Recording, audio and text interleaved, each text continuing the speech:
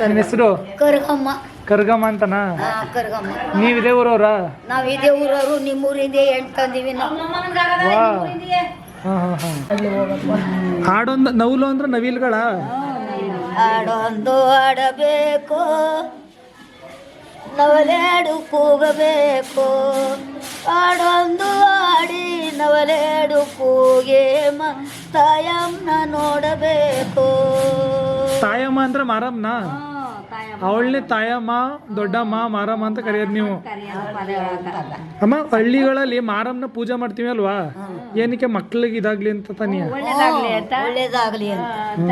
ನಂಗೊಂದು ಕೊನ ಕೊಡವ ತಾಯಿ.